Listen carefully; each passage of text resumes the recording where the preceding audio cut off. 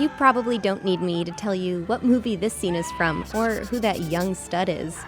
Titanic, James Cameron's 1997 epic, was ubiquitous after its release, near, far, wherever you were. But what you might not know is that what Jack is screaming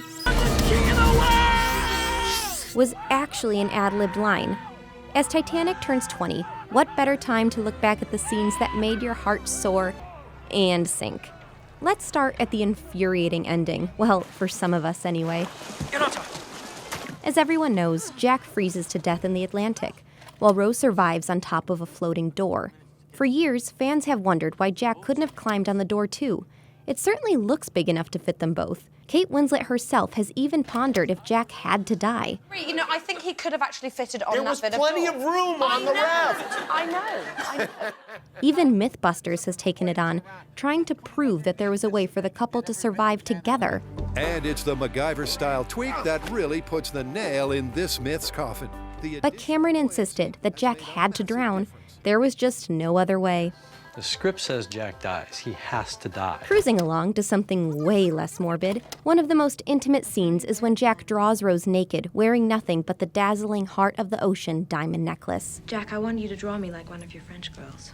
This scene has inspired many animal memes and GIFs, and is perhaps the most scandalous part of the movie, minus a certain steam-covered car window. But what you might not know is that it was actually one of the first scenes filmed.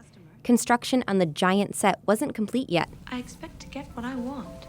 Talk about an awkward first scene between Winslet and Leonardo DiCaprio. To break the ice, Winslet flashed him when they met for the first time, right before they started filming. So when Jack says to Rose, "Over the bed, the couch," that's a real flub from a nervous DiCaprio, not an actual scripted line. Cameron decided to keep it in the movie anyway. Not to mention, those are actually Cameron's hands doing the sketching. And finally, you can't talk about Titanic without mentioning the movie's most iconic moment. Keep your eyes closed. When Jack and Rose meet at the front of the ship at dusk and climb onto the bow, stretching their arms out to the ocean. The scene left many parodies in its wake. Am I flying, Jack?